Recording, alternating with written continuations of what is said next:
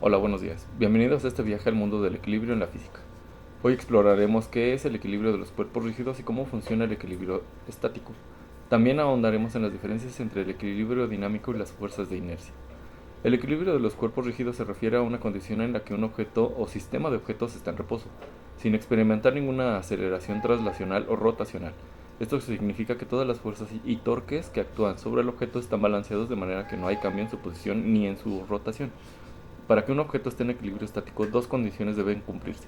La sumatoria de fuerzas en todas las direcciones debe ser igual a cero, y la sumatoria de torques, momentos de la fuerza, con respecto a un punto de referencia, también deberá de ser igual a cero. Esto asegura que todas las fuerzas y torques se contrarrestan mutuamente, manteniendo al objeto en reposo. Ahora hablaremos de la diferencia entre el equilibrio dinámico y las fuerzas de inercia. El equilibrio dinámico se refiere a un estado en el que un objeto se mueve a una velocidad constante en línea recta o gira a la velocidad angular constante, sin experimentar aceleración. Por otro lado, las fuerzas de inercia son las fuerzas que actúan sobre un objeto debido a su aceleración o desaceleración. Cuando un objeto cambia su velocidad o dirección, las fuerzas de inercia pueden influir en su movimiento. Ejemplos de diferencias entre equilibrio dinámico y fuerzas de inercia podrían ser el siguiente. Imagina que estás dentro de un automóvil que se mueve a una velocidad constante en una carretera recta y nivelada. En esta situación podemos observar las diferencias entre el equilibrio dinámico y las fuerzas de inercia. El equilibrio dinámico nos vendría a demostrar que el automóvil se desplaza a una velocidad constante, lo que significa que su movimiento es uniforme y sin aceleración. En este contexto, el automóvil está en equilibrio dinámico. Esto implica que la suma de todas las fuerzas que actúan sobre el automóvil, como la fuerza del motor, la fricción de los neumáticos y la resistencia del aire, se equilibran de tal manera que no hay una aceleración neta en ninguna dirección.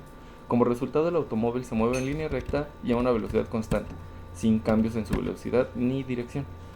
Las fuerzas de inercia, por su parte, nos hace suponer que el conductor del automóvil decida frenar bruscamente, reduciendo la velocidad del vehículo de manera significativa en un corto periodo de tiempo.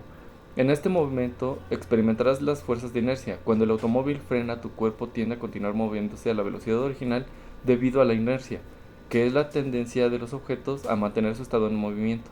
Como resultado sentirás una fuerza hacia adelante que te empuja contra el cinturón de seguridad o el respaldo del asiento, dependiendo de la fuerza que sea aplicada. Esta fuerza de inercia es la que te detiene junto con el automóvil y evita que sigas moviéndote a la velocidad anterior.